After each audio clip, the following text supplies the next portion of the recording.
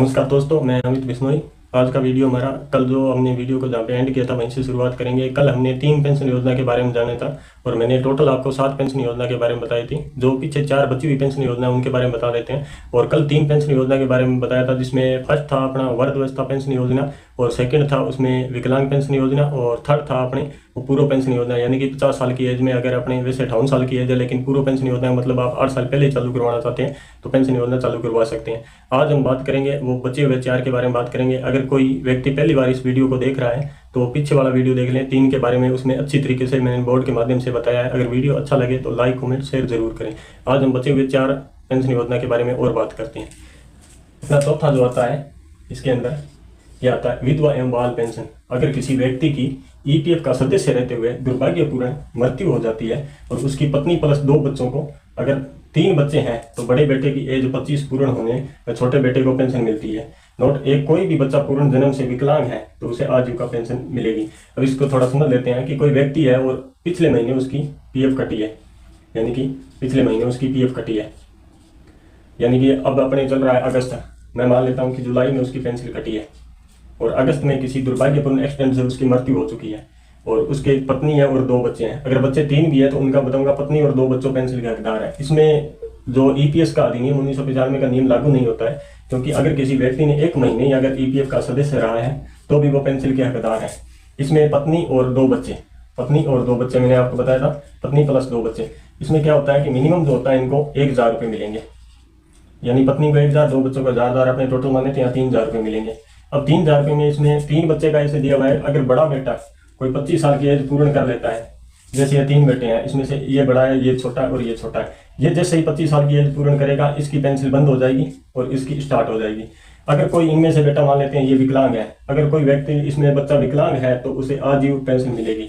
ये पेंशन का नियम है। इसमें किसी प्रकार का अधिनियम लागू नहीं होता है कि किसी व्यक्ति को 10 साल जॉब करो तो आप पेंशन के लिए अप्रूवल हो गया, नहीं। इसमें अगर मैंने आपको बताया अगर 1 महीने ही जॉब की है तो भी वो पेंशन पाने का हकदार है।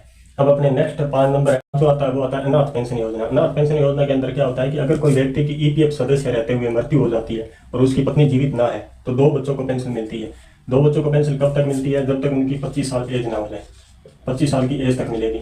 और ये 2 और 3 वाला वही सिस्टम है, मैंने आपको अभी बताया था 1 2 3। जैसे ये 25 का हो गया तो इसकी बंद हो जाएगी और इसकी चालू हो जाएगी। अब अनाथ का मतलब समझना, अनाथ का मतलब ये नहीं होता है कि बच्चे के माता पिता, जैसे बच्चे के माता पिता होते हैं ना, ये माता पिता है, अगर इनके चाहे दादा है, दादी है, या कोई दादी मैं लिख देता हूँ, दादा दादी चाचा चाची, कोई भी जीवित है उससे कोई मतलब नहीं है। अगर उसके माता और पिता दोनों की डेथ हो गई है और पिता उसके या माता उसके ईपीएफ की सदस्य रहते हुए, जैसे अभी मैंने आपको बताया था जैसे जुलाई का महीना है और अभी अगस्त चल रहा है, अगर जुलाई की पेंशन कटी है, चाहे माता की कटी हो चाहे पिता की कटी हो, अगर उनकी डेथ हो गई और माता पिता दोनों की डेथ हो चुकी है, चाहे इनमें से कोई जीवित नहीं है, इनमें से कोई जीवित है तो उससे कोई मतलब नहीं है, वो अनाथ माना जाएगा और उसमें से 2 बच्चों को पेंशन दी जाएगी। और कब तक दी जाएगी? 25 साल की एज हो जाए तब तक। और वही सिस्टम है 2 3 का मैंने बताया था अभी, जो 25 उसकी एज हो जाएगी तो इसकी बंद हो जाएगी, इसकी चालू हो जाएगी। अगर इसमें से कोई विकलांग है तो उसे आजीविक पेंशन मिलेगी।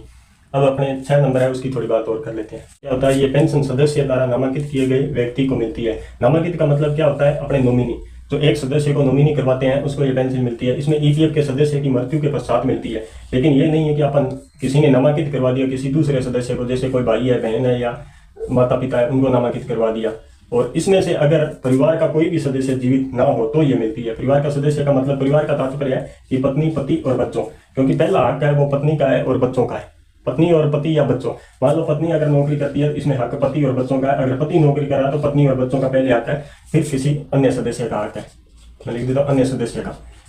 अगर इनमें से कोई भी अगर जीवित नहीं है पति पत्नी बच्चों में से तो इन सदस्यों का हक है। अगर इनमें से कोई भी जीवित है तो पहला हक इनका है, फिर वो नामांकित किए गए व्यक्ति को मिल सकती है। इसमें किसी प्रकार का ईपीएफ का नियम लागू नहीं होता है, नियम जो अपने बोलते हैं, यानी कि कोई कार्य के दौरान अगर किसी की मृत्यु हो जाती है तो वो किसी प्रकार का इसमें अधिनियम लागू नहीं होता है। मिनिमम जो 1 महीने का बताया था वही सिस्टम है इसमें, 1 महीने का मिनिमम, 1 महीने का बताया था। 1 महीने का ईपीएफ का सदस्य होना जरूरी है और डेथ से जो नेक्स्ट मंथ होता है पीछे का, उसका होना जरूरी है। अब आप अपने 7 नंबर लास्ट है उसको थोड़ा और जान माफी चाहता हूँ मैं। 6 नंबर के अंदर 2 नियम थे जो मैं आपको बताना भूल गया था। एक नियम तो ये था कि किसी प्रकार से 1 महीने पेंशन कटने पर 1 महीने के अंदर किसी की मृत्यु हो जाती है तो इसके अंदर क्या था? इसके अंदर पति या पत्नी या बच्चे ये अप्रूवल है। इनको ही मिल सकती है। और दूसरा इसमें यह था कि किसी व्यक्ति ने 10 साल जॉब पूर्ण की हो, 10 साल जॉब पूर्ण की और उसने नॉमिनी कर रखा है, यानी ई नामांकन कर रखा है, ई नामांकन, और उसकी 60 वर्ष से पहले मृत्यु हो गई है। अब उसको पेंशन तो मिलेगी, लेकिन पेंशन ये ई नामांकन को मिलेगी। ई नामांकन को तब मिलेगी जब इनमें से पति पत्नी या बच्चों इनमें से कोई जीवित ना हो, तो ई नामांकन को आजीवन पेंशन मिलती है, आजीवन। यानी उसने अपने पिता को या माता को या भाई बहन या किसी को उसने ई नामांकन करा रखा है, उसको आजीवन पेंशन मिलती है। कंडीशन ये होती है कि इनमें से कोई जीवित ना हो। अगर कार्य के दौरान किसी की मृत्यु हो जाती है तो इसमें से पति पत्नी और बच्चे यही अप्रूवल होते हैं, इनके अलावा किसी को पेंशन नहीं मिलती है। हमारा आता है जो आश्रित माता पिता को पेंशन। आश्रित माता पिता का पेंशन मतलब ये होता है कि कोई ऐसा सदस्य जो अविवाहित है, जिसने विवाह नहीं किया और कार्य के दौरान उसकी मृत्यु हो गई, या जिसने 10 साल जॉब कर लिया उसके बाद में पेंशन के टाइम उसकी मृत्यु हो चुकी है और उसने किसी को ई नामांकन नहीं करवाया। इसमें साफ साफ लिखा है यदि सदस्य अविवाहित हो और सदस्य से पहले किसी को ई नामांकित ना किया हो, यानी कि किसी को नॉमिनी नहीं बनाया हो, तो पिता को पेंशन मिलेगी। अगर पिता जीवित ना हो तो माता को आजीवन पेंशन मिलेगी। इसके अंदर कंडीशन क्या होती है? एक तो कंडीशन होती है 1 महीने वाली, मैंने आपको बताया था 1 महीने, यानी कि कोई व्यक्ति कार्य के दौरान एक ही बेटा है, उसकी मृत्यु हो गई है, और अब माता पिता है जो आश्रित माता पिता बोलते हैं, आश्रित माता पिता को फिर पेंशन मिलेगी। इसमें से अगर पहले पेंशन का हकदार होता है वो पिता होता है, अगर पिता जीवित ना हो तो माता को पेंशन मिलेगी। इनमें से एक कोई पेंशन मिलेगी। और जो 1 महीने वाला है इसमें मैंने आपको बताया कि 1000 रुपये मिनिमम पेंशन मिलती है। अगर किसी व्यक्ति ने वही 10 साल या 20 साल या 25 साल जॉब किया है तो वो डिवाइड के हिसाब से पेंशन मिलेगी। ये थे 7 पेंशन के नियम जो टोटल मैंने आपको 2 वीडियो के माध्यम से बताया। 3 वो मैंने पहले बता दिए थे उस वीडियो में, वो थोड़े अलग थे इनसे, इसलिए मैंने पहले उसको बना दिया। अगर किसी व्यक्ति ने अगर वो 3 देखना चाहता है, मैं डिस्क्रिप्शन बॉक्स में लिंक डाल दूंगा, आप जाके देख सकते हो। ये टोटल मैंने आपको ईपीएस के 7 नियम बताए थे, ये टोटल 7 नियम है। इस कंडीशन के अंदर अगर कोई व्यक्ति आपके आसपास या किसी भी प्रकार से है और उसने ईपीएफ की सदस्य ले रखी है, तो उस व्यक्ति की आप पेंशन चालू करवाने के लिए कष्ट करें, क्योंकि ये ईपीएफ का नियम है। इसके तहत अगर कोई ऐसा व्यक्ति है तो वो पेंशन के लिए अप्रूवल है।